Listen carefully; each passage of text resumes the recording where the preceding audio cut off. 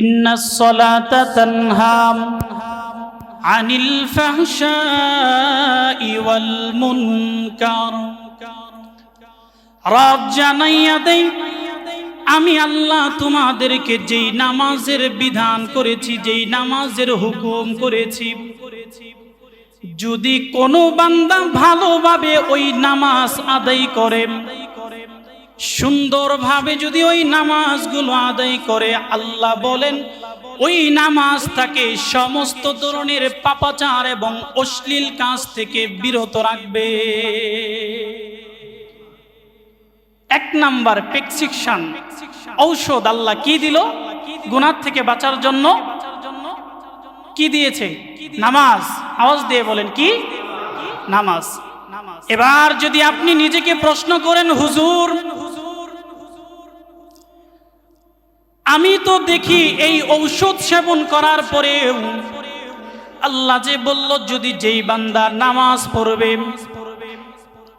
সে সমস্ত ধরনের পাপাচার গুনাহের কাজ থেকে বিরত থাকবে, কিন্তু আমরা তো দেখি 5 ওয়াক্ত নামাজি সুন্দরভাবেও নামাজ পড়ে মসজিদ থেকে বের হয়ে গুনাহের কাজে লিপ্ত হয়ে যায়, এমন ব্যক্তি সমাজে আছে নাকি না? তার কারণ কি? নামাজ পড়ছেন, ভালো কথা, উচিত ছিল আপনাকে এই নামাজই গুনাহ থেকে বিরত রাখবে, কিন্তু কেন বিরত রাখতে পারছে না? প্রশ্ন আসে না? সবার আসে না?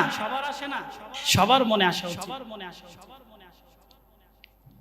এই কথার উত্তর, আপনি আমি যে নামাজ পড়ছি এই নামাজের মাধ্যমে উচিত ছিল, কথা ছিল আল্লাহর কথা সত্য। আল্লাহ বলেন যারা নামাজটাকে আদায় করে তারা সমস্ত ধরনের পাপ কাজ থেকে বিরত থাকবে, কিন্তু আপনি আমিও নামাজ পড়ছি, গুনাহ থেকে দূরে থাকতে পারছি না।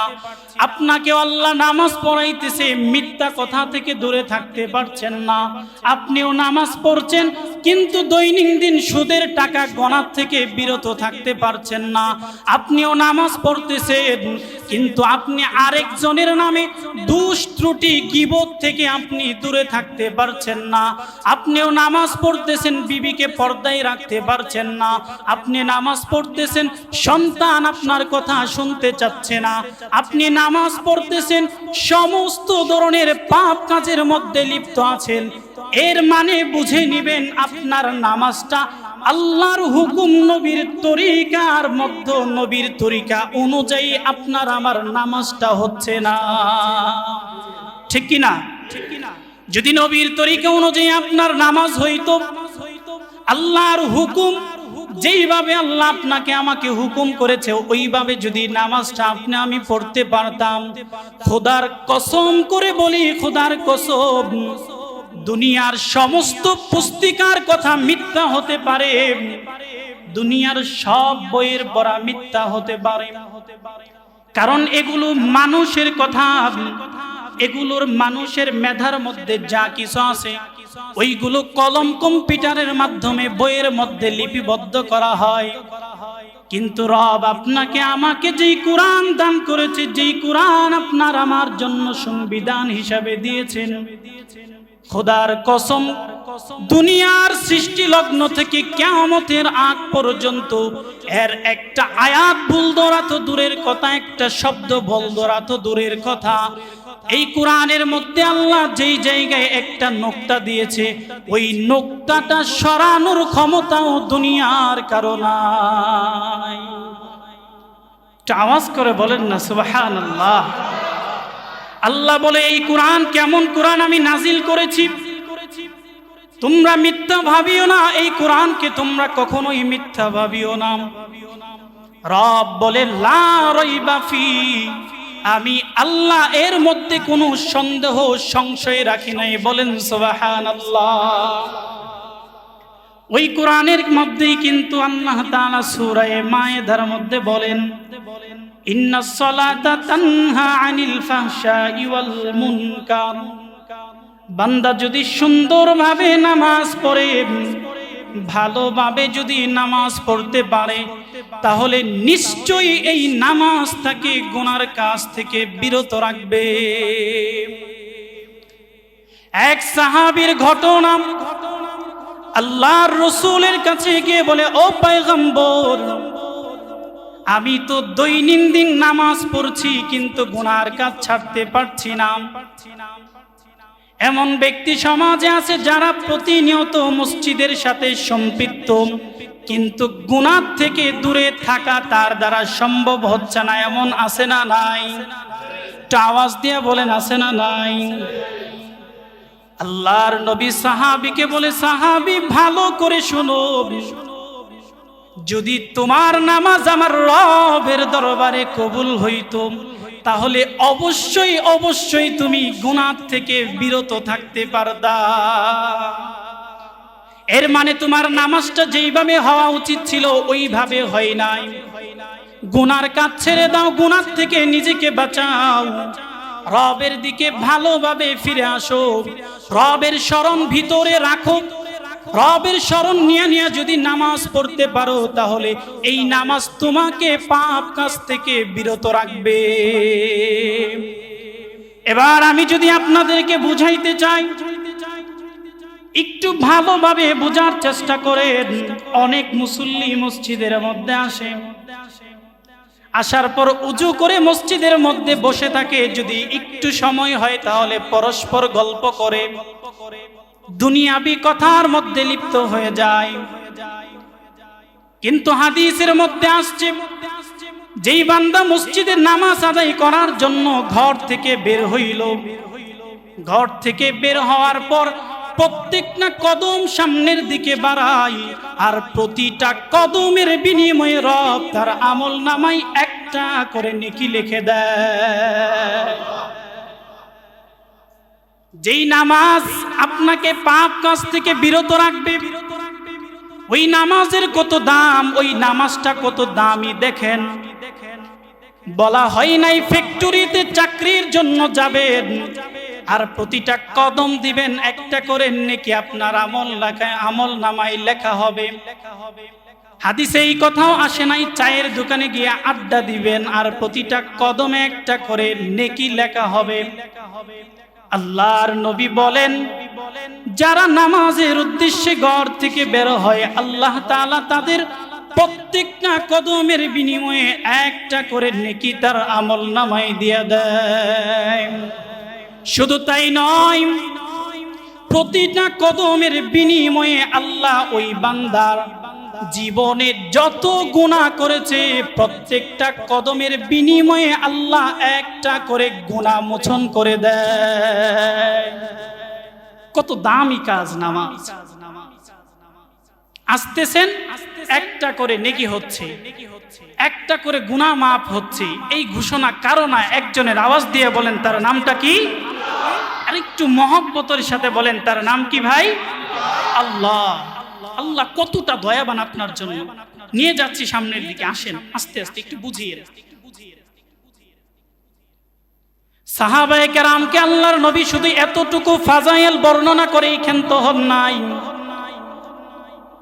বলে ওই ব্যক্তিটা যখন মসজিদের মধ্যে ওযু করে, ভালোভাবে ওযু করে, জোহরের নামাজে আজান শুনেই যখন কাজ থেকে বিরত হয়ে মসজিদে চলে আসে, তারপর মসজিদের মধ্যে যখন নামাজের জন্য অপেক্ষা করে যতটা সময় সে নামাজের মুসাল্লায় বসে থাকে, সমস্ত ফেরেশতা ওই ব্যক্তিটার জন্য আল্লাহর কাছে মাগফিরাত কামনা করতে থাকে।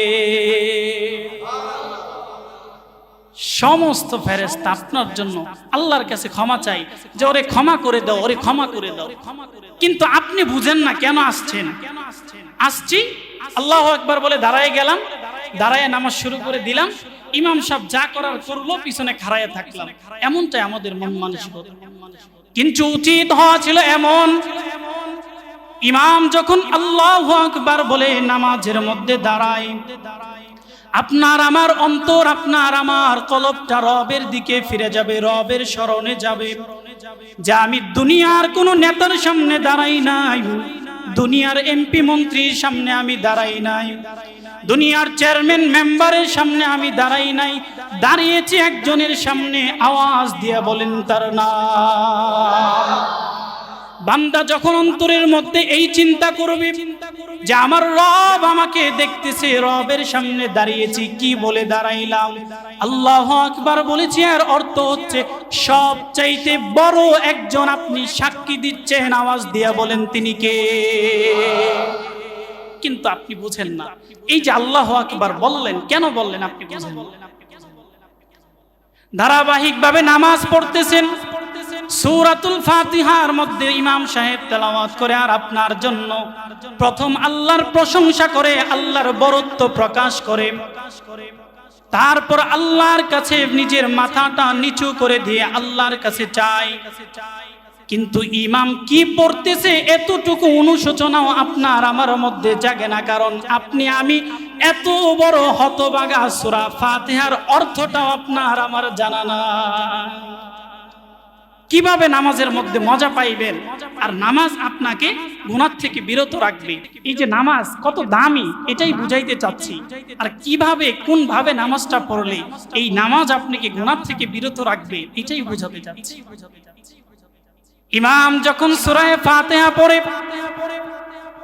সূরা ফাতিহার অর্থটা যদি আপনার জানা থাকে, তাহলে প্রতিটা আয়াতের অর্থ নিজের মধ্যে অনুভব করতে থাকবেন। কেমন অনুভব করতে থাকবেন? গত জুমআয় বলেছিলাম ইমামে আজম আবু হানিফা রাহমাতুল্লাহি আলাইহি নামাজ পড়তেছে, নামাজের মধ্যে সূরাতুল ইয়াসিনের তেলাওয়াত করতেছিল। এক পর্যায়ে আয়াত আসলো, ওয়ামতাজুল ইয়াউমা আইয়ুহাল মুজরিমুন। ইমামে আবু হানিফা আয়াত তেলাওয়াত করে আর কান্না করে, না জানি আমার ওই দিন কি অবস্থা হবে, আমি ওই দিন কোন দলের অংশীদার হয়ে যাই। কারণ সে কোরআনের অর্থ বুঝে। এই আয়াত যখন সামনে আসছে তখন সে অনুভব করে আল্লাহ যে বলল, ওয়ামতাজুল ইয়াউমা আইয়ুহাল মুজরিমুন, ও পাপিষ্টের দল, গুনাহগারের দল, ও দুনিয়ার নাফরমানের দল, ফাসিকের দল, আমি রব দুনিয়াতে তোকে সবার সাথে চলাফেরা করার সুযোগ দিয়েছিলাম।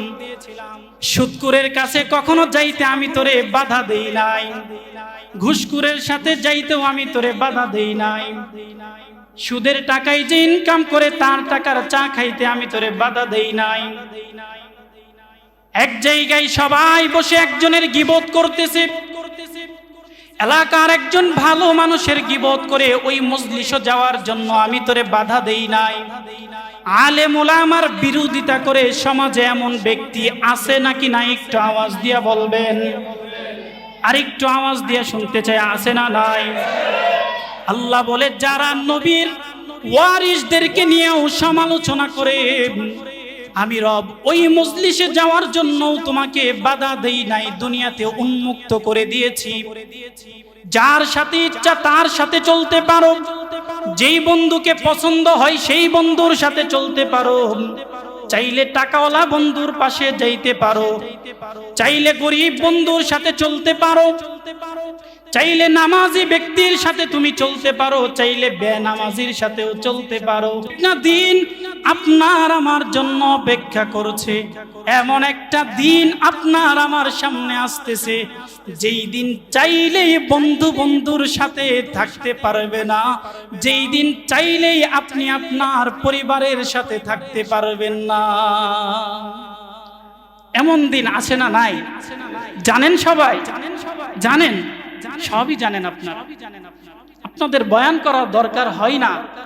যদি নিজের বিবেককে একটু ভালোভাবে জাগ্রত করতে পারেন।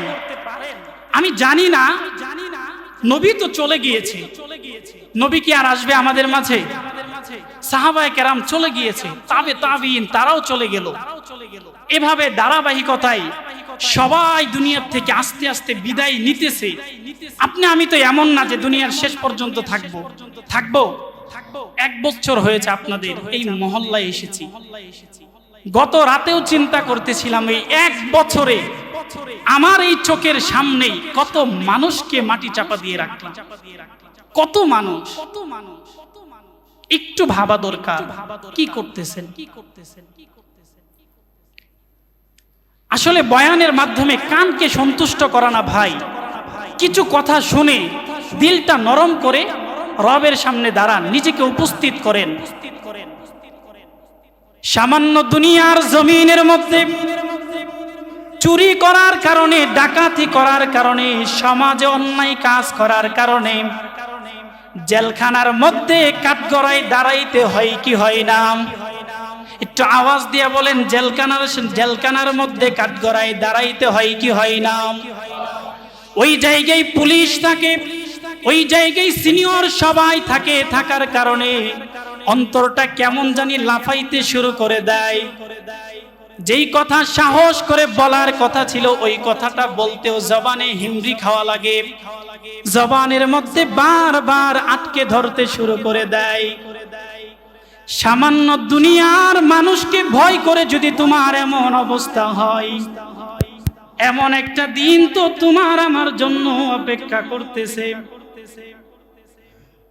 দুনিয়ার সব কিছু মিথ্যা হতে পারে, দুনিয়ার সব কিছুই মিথ্যা, সব মিথ্যা, সব কিছুকেই সাময়িক সময়ের জন্য মিথ্যা মনে করলাম, কিন্তু একটা মানুষ দাঁড়ায়া বলতে পারবো না যে আমি আমার রবের সামনে দাঁড়াবো না। আছেন কেউ? আমার জানা মতে কেউ নাই যে বলবো যে হুজুর দুনিয়াতে যেভাবে ইচ্ছে এভাবে চলছি, মরার পর শেষ, আমি আর আমার আপনাদের রবের কাছে আমার আর দাঁড়াতে হবে না, এমন একটা ব্যক্তিও নেই। যদি রবের সামনে আপনাকে দাঁড়াতেই হয়, দুনিয়াতে আপনি আমার বিরুদ্ধে সভাপতির কাছে, এলাকার গণ্যমান্য ব্যক্তিদের কাছে অভিযোগ করতে পারবেন, হোক সেটা মিথ্যা হোক সেটা সত্য, আপনি অভিযোগ দিতে পারেন। দুনিয়াতে ভাই ভাইয়ের বিরুদ্ধে অভিযোগ দাঁড় করাইতে পারে, দুনিয়ার জমিনে একজন আরেকজনের বিরোধিতা করতে পারে এই জবানের মাধ্যমে, কিন্তু রবের সামনে আপনাকে যখন দাঁড় করানো হবে, রব্বুল আলামিনের সামনে যখন আপনি দাঁড় হবেন, দাঁড়াইতে হবে, একটু দিলটাকে ভালোভাবে বোঝানোর চেষ্টা করেন, নিয়ে যাচ্ছি ওই দিকেই। মনে করেন আপনি আমি রবের সামনে দাঁড়িয়ে আছি, আল্লাহ যখন জিজ্ঞাসা করবে, ও আউয়ালের মোড়ের আব্দুল জলিল, আমি তোমাকে যেভাবে চলতে বলেছিলাম তুমি কি ওইভাবেই চলেছো? ও আউয়ালের মোড়ের অমুক ব্যক্তি, অমুক ব্যক্তি, অমুক ব্যক্তি, আমি রব তোমাদেরকে যেইভাবে চলার আদেশ করেছিলাম তোমরা কি ওইভাবেই চলেছিলাম? তখন ওই ব্যক্তি রবের সামনে দাঁড়াইয়া বলবে, রব আপনি যেভাবে চলতে বলেছেন ওইভাবে আমি চলার চেষ্টা করেছি। আল্লাহ বলবে তুমি মিথ্যা বলেছো। ওই ব্যক্তি বলবে, না আমি সত্য বলছি রব, আমি আপনি যেইভাবে আদেশ করেছেন এইভাবেই চলার চেষ্টা করেছি। আল্লাহ বলবে, গোলাম দুনিয়াতে আমি রব তোমাকে যেই জবান দিয়েছিলাম, গালি ব্যতীত এই জবান দিয়ে কখনো কথা বের করো নাই, মানুষকে কষ্ট দেওয়া ছাড়া কথা তোমার জবান দিয়ে বের হয় নাই। তোমার কথাই মানুষের দিলটা ভেঙে গেছে, দিল ফেটে কান্না চলে আসছে চোখ দিয়ে, এমন কথাও তুমি তোমার এই জবান দিয়ে বলতা। আমি রব কোনোদিন বাধা দেই নাই, এই জবান এমন ভাবে ব্যবহার করার শক্তি আমি আল্লাহ দিয়েছিলাম। দুনিয়াতে মেশিন চলার জন্য যতদিন আমি আল্লাহ দুনিয়াতে তোমাকে রেখেছিলাম, এই জবান চলার জন্য কোনোদিন তেলের ব্যবহার প্রয়োজন হয় নাই, কোনোদিন চার্জের প্রয়োজন হয় নাই। কথা বলেন ঠিক কিনা? একটু ভাবার চেষ্টা করেন। আল্লাহ বলবে, দুনিয়াতে সব তোমাকে করার অনুমতি দিয়েছিলাম, কিন্তু গোলাম আজকে জবানটা আমি আল্লাহ বন্ধ করে দিচ্ছি। আজকে তোমার জবান আমি রব বন্ধ করে দিচ্ছি। আজকে আর তোমার সাক্ষী দিতে হবে না। একটু ওই দিকে তাকাইয়া দেখো, একটা সিসি ক্যামেরা দেখা যায়। ওই সিসি ক্যামেরায় মসজিদের ভিতরে যা হচ্ছে সব কিছুই রেকর্ড করা হচ্ছে। আল্লাহ বলবে, গোলাম তুমি যেই জায়গায় যাইতা রাতের গভীরে দিনের আধারে, যেই জায়গায় তুমি যাইতা, আমি রবের সিসি ক্যামেরা তোমার উপর দেওয়া থাকতো। আমি রব বারবার তোমাকে সতর্ক করেছি, বারবার আমি আল্লাহ তোমাকে আমার দিকে ডাকলাম, আমি নিজে দায়িত্ব নিয়ে তোমাকে আমার দিকে ডেকেছি। আমি আল্লাহ বলি, গোলাম তুই আমার দিকে আয়, তুই আমার দিকে আয়, কিন্তু তোরে আমি আল্লাহ চায়ের দোকানে টিভির সামনে থেকে উঠাইতে পারি নাই। কথা বলেন ঠিক কি নাম? তোরে আমি আল্লাহ অফিসের কাজ থেকে বিরত করে আমার কাছে আনতে পারি নাই। দুনিয়ার কাজটাকে আমরা কেমন প্রাধান্য দেই জানেননি? আপনি যার গোলামি করেন, অফিসের কাজ করেন, আপনারা আমার থেকে ভালো জানার কথা। আমি তো মানুষ থেকে শুনি, কিন্তু আপনারা নিজেরাই করতেছেন। এই যে একটা শুক্রবার যদি আপনার অফিস বন্ধ হয়ে থাকে, তাহলে অবশ্যই এমডি আপনার থেকেই শুক্রবারের সময়টা আগেই নিয়ে নিছে। এমন হয় না ভাই? অফিসে কাজ করতেছেন, ঈদের বন্ধ পাবেন 7 দিন, ঈদের 3 মাস আগের থেকেই শুরু হয়ে যায় শুক্রবারেও ডিউটি। যার ডিউটি ছিল রাত্রের 12টা পর্যন্ত, তার ডিউটি হয়ে যায় রাত্রের 3টা পর্যন্ত। এমন হয় কি হয় না? দুনিয়ার মানুষকে সময় দেওয়া আর তোমার সময় ছিল, সব কিছুই করেছো। অফিসের সময় তোমার থেকে কমাইতে পারে নাই। দুনিয়ার সবাই তোমার থেকে যেইভাবে বুঝে নেওয়ার কথা ছিল সেইভাবে নিয়েছে, কেউ তোমাকে ছাড় দেয় নাই। আজকে আমি রব এই যে তোমার সিসি ক্যামেরার ফুটেজ তোমাকে দেখাচ্ছি, আজকে তোমার জবান দিয়ে সাক্ষী দেওয়া লাগবে না, এই টিভির দিকে তাকাইয়া তোমার আমলনামা দেখো। যেদিন এই কথা বলা হবে, কি করবেন ওই দিন? বলেন। ওই সময় আপনি আমি অস্বীকার করতে থাকবো, আল্লাহ না, ওই যে আউয়ালের মসজিদে ওই দুনিয়ার সিসি ক্যামেরাও আমাকে দেখছে, তোমার সিসি ক্যামেরা কেন আমাকে দেখলো না? এই কথা বলার সুযোগ আসেনি? আওয়াজ দিয়ে বলেন, এই কথা বলার সুযোগ আছে? যদি বলেন আউয়ালের মোড়ের সিসি ক্যামেরা আমাকে দেখলো, তোমার সিসি ক্যামেরায় কেন আমি নাই? আল্লাহ বলবে, ও গোলাম, সরাসরি ভিডিও দেখানোর পরেও তুমি অস্বীকার করতেছো, এবার ভিডিও বন্ধ করে দিলাম, জবান বন্ধ, ভিডিও বন্ধ। এই পায়ের মাধ্যমে কোথায় তুমি হেঁটে হেঁটে গিয়েছিলা, এই জবানের মাধ্যমে কি বলেছিলা, এই কানের মাধ্যমে কি শ্রবণ করেছিলা, আমি আল্লাহ যেই চক্ষু দিয়েছিলাম, যায় দেখ চক্ষুওয়ালা যার চক্ষু নাই ওই ব্যক্তি সারা জীবন ভর চোখের জন্য আফসোস করে। আমি রব যেই চক্ষু তোমাকে দান করেছিলাম, ওই চক্ষু দিয়ে তুমি কি করেছিলা? আজকে তোমার থেকে এই সাক্ষ্য নিতে চাই না, ভিডিওর দরকার নাই। আল্লাহ আদেশ করবে, ও শরীরের মধ্যে যত অঙ্গ প্রত্যঙ্গ আছে, তোমরা সবাই তোমাদের প্রত্যেকের জবান খুলে তার বিরুদ্ধে সাক্ষী দাও। ওই সময় আপনার জবান, আপনার চোখ সবকিছু কথা বলতে থাকবে। আপনি কি মসজিদে আসছেন নাকি গানের আড্ডায় গিয়েছিলেন? আপনি কি মসজিদে আসেন না মদের আড্ডায় গিয়েছিলেন? আপনি কি মসজিদে এসেছেন নাকি নেশাখোর বন্ধুকে সঙ্গ দেওয়ার জন্য রাত কাটিয়েছেন? এটা কি আপনার আমার বলার কোনো প্রয়োজন আছে? আছে? এটা আওয়াজ দিয়ে বলেন, আছে? কোনো প্রয়োজন নাই। ওদিকেই নিয়ে যাচ্ছি আপনাদেরকে। এটা বলার কোনো প্রয়োজন নাই। ওই দিন আপনার কোনো কিচ্ছু করতে হবে না। দুনিয়াতে তো কষ্ট করতেছেন, দুনিয়ার জন্য কষ্ট করছেন, করেন, আরো বেশি করে করেন। ওই দিন আপনাকে কষ্ট দেওয়া হবে না। যদি এই অঙ্গ প্রত্যঙ্গগুলো ভালো সাক্ষী দেয়, যদি এইগুলো নামাজের মধ্যে কাটাইতে পারেন, তাহলে এই পা আপনার জন্য সাক্ষী দিবে না।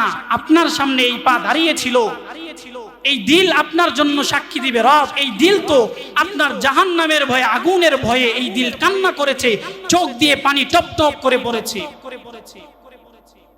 রবের সামনে আর যখন কোনো রাস্তা থাকবে না, তখন বান্দা বলবে, আল্লাহ গো, দুনিয়াতে কিছুই করতে পারি নাই, সবই ভিতা বুঝতে পারি নাই। মসজিদে শুক্রবারে হুজুরে বুঝাইতো, ওয়াজের প্যান্ডেলে তোমার কত মহব্বতের বান্দারা বুঝাইতো, কান্না করে করে আমাদেরকে বুঝাই তো বুঝি নাই রব।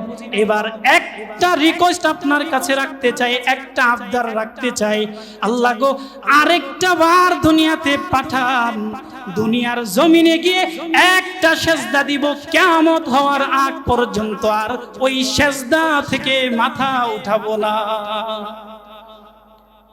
ওই সময় আবদার করে কোনো লাভ আছে? আসবেন কেউ আবার দ্বিতীয়বার? কেউ আসবেন না দুনিয়ায় দ্বিতীয়বার। তাহলে কেন এই কপাল সেজদায় দিতে পারছেন না? কেন রবের সামনে আপনি হাজিরা দিতে পারছেন না? এমন ভাবে হাজিরা দেন রবের সামনে, এমন ভাবে হাজিরা দেন, এটা ভাবেন নামাজ পড়তেছি তো পড়তেছি, এজন্যই পড়তেছি আমার রব আমার উপর খুশি হবে।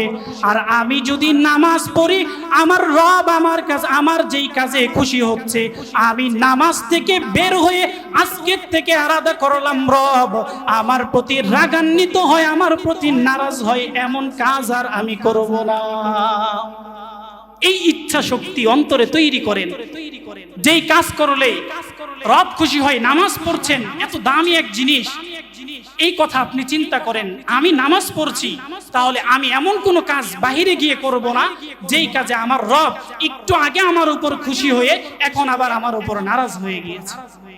এমন কাজ করবেন না ইনশাল্লাহ। কে কে আছেন দুইটা হাত উঠান তো। আল্লাহ এই হাতগুলোকে তুমি সবাইকে কবুল করে নাও, সকলে বলেন আমিন। আয় আল্লাহ 5 ওয়াক্ত নামাজি হিসাবে এই হাতগুলোকে কবুল করে নাও, সকলে বলেন আমিন। আল্লাহ যেইভাবে নামাজ পড়লে গুনাহ থেকে বাঁচতে পারি ওইভাবে নামাজ পড়ার তৌফিক দান করেন, সকলে বলেন আমিন। আল্লাহ যেই নামাজ পড়লে আমরা জান্নাতি হতে পারি, যেই নামাজের মাধ্যমে আমরা জান্নাত অর্জন করতে পারি, সেই নামাজ আমাদের প্রত্যেককে সেইভাবে পড়ার তৌফিক দান করেন, সকলে বলেন আমিন। এবার আসেন, এই নামাজের এত দামি জিনিস যদি হাতছাড়া হয়ে যায় তাহলে মানুষ ক্ষতিগ্রস্ত হয় না? আমি কিন্তু একটা জিনিস বুঝাতে চাচ্ছি যে আপনারা কেন নামাজটা পড়ছেন না। আরে এই বয়ানি হবে, এই বয়ানি হবে, এটাই ধরে নেন যে হুজুর যদি খালি বারবার নামাজের কথাই বলে, কেন হুজুর খালি বারবার নামাজের কথা বলে? এই প্রশ্ন যদি আপনি আমাকে করেন তাহলে আমি আপনাকে প্রশ্ন করব যে আসাদ ভাই আপনি কেন নামাজ পড়েন না? আমি এই প্রশ্ন করব যে নামাজের কথা আপনাকে বলছি, এটা তো রবের আদেশের জন্যই বলছি, কিন্তু আপনি কেন নামাজ পড়ছেন না? এই কথার উত্তর দিয়ে তারপর আমার বয়ানের টপিক চেঞ্জ করবেন। এতটুকু আবদার আপনাদের কাছে থাকলো, ভাই নামাজটা পড়েন। কেমন নামাজটা? সারা জীবনে যদি একটা সেজদা আল্লাহর কাছে কবুল হয়, একটা সেজদা যদি, একটা সেজদার মাধ্যমে যদি রবকে খুশি করতে পারেন, আল্লাহ বলে তোর জান্নাতে যাওয়ার জন্য আর কোনো কিছুর প্রয়োজন নাই, এই এক সেজদাই আমার কাছে তোর জান্নাতের জন্য যথেষ্ট। বলেন সুবহানাল্লাহ। কয় সেজদা দিবেন? একটা সেজদা। আর এটা কিসের মধ্যে আছে? পীরের সামনে সেজদা দিলে ওই সেজদা যদি ওই সেজদা আল্লাহর কাছে কবুল হইব? খুবই হাস্যকর ব্যাপার। বিবেক, আজকে বিবেকের মধ্যে কি হইছে? ঝং ধরে গেছে, ঝং। এই ঝং যদি ছাড়াইতে হয় তাহলে কি করতে হবে জানেন? আপনি যদি আপনার বিবেকটাকে ঠিক না করেন তাহলে আমার এই বয়ানের মাধ্যমে কোনো সময় সম্ভব না। আমি শুধু ঝালাই করতে পারবো, কিন্তু লোহাকে যতই আগুনের মধ্যে পুরানো হোক আর যতই বাইরেনি হোক, লোহা কি কিছু বলে? কখনো কিছু বলে? লোহা বলে আমি লোহা, লোহাই আছি। আমি লোহা কি? লোহাই। আমার যতই আগুনে পুরাও, যতই বাইরেও, আমার কিছু আসে যায় না, আমি লোহা, লোহাই। আপনি যদি এই আলাদা করে ইচ্ছা করে আমার সামনে বসেন, হুজুর যা কিছু বলেন, যাই কিছু বলেন, দুনিয়ার সময় আমার কাছে গুরুত্ব আছে, দুনিয়ার জন্য, আল্লাহর জন্য নাই। দুনিয়ার সব বিধান আমার কাছে গুরুত্ব আছে, কিন্তু আল্লাহর বিধান আমার কাছে কোনো গুরুত্ব নাই, এই কথা ভেবে যদি আপনি আমার সামনে বসেন, আজকে সারা দিন সময় নিয়ে নিলাম, এই সময়ের মাধ্যমে কোনো ফায়দা হবে? এই জন্য আসেন, আসেন, সময় এখনো আছে, ঘুরে দাঁড়ান, নামাজ পড়েন। গুনাহ ছাড়তে পারছেন না এটা ভাবেন, কিরে নামাজ পড়ছি কেন গুনাহ ছাড়তে পারছি না? আল্লাহ তো বলছে গুনাহ ছাড়তে পারবো, আমি কেন পারছি না? এই অনুশোচনা প্রশ্ন নিজের মধ্যে জাগ্রত রেখে নামাজ পড়তেই থাকেন, পড়তেই থাকেন। গুনাহ হচ্ছে, তওবা করতেই থাকেন, তওবা করতেই থাকেন। একটা সুসংবাদ দিয়ে শেষ করে দিচ্ছি, আপনি গুনাহ করতেছেন তো করতেছেন, একটার পর একটা গুনাহ করেন আর আল্লাহর কাছে মাপ চান। আল্লাহ মিথ্যা কথা বলেছি মাপ চাই, আবার মিথ্যা কথা বলছেন। আল্লাহ নামাজ পড়ি নাই মাপ চাই, আবার নামাজ পড়েন নাই। এইভাবে একটার পর একটা গুনাহ করছেন, আল্লাহ বলে এইভাবে যদি হাজারটা তওবাও যদি আমার কাছে ভঙ্গ করার পর বান্দা শেষ বেলায় একটা তওবা করো, চোখের পানি পালাইয়া নিজের গুনার প্রতি অনুশোচনা তৈরি করে যদি একটা বার তওবা করে, আমি রবকে আল্লাহ বলে ডাক দিয়ে যদি আমি রবের সামনে হাজিরা দাও, আমি তোর জীবনে যা করছো 90 বছর 80 বছর 60 বছরে তুই জীবনে যা কিছু করছিলি, আমি আল্লাহ একবার আমাকে খুশি করার মতো ডাকার জন্য তোর জিন্দেগীর সব মাফ করে দিলাম। বেশি কিছুর প্রয়োজন হয়, অল্প কিছুর প্রয়োজন, অল্প। সেজন্য গুনাহ হলে তওবা করবেন। এমন কে কে আছেন একটু হাতটা উঠান তো। এই হাত আল্লাহ দেখতেছে, এই সিসি ক্যামেরাও দেখতেছে, আল্লাহ সিসি ক্যামেরাও আছে। ওই দিন আমারে বলিয়েন। আল্লাহ তাআলা আমাদের সবাইকে গুনাহ থেকে তওবা করার তৌফিক দান করুন। সকলে বলে আমিন। আর একটু জোরে বলেন আমিন। আল্লাহ আমাদের সবাইকে নামাজি হিসাবে কবুল করুন। সকলে বলে আমিন। আল্লাহ আমাদের বিবেক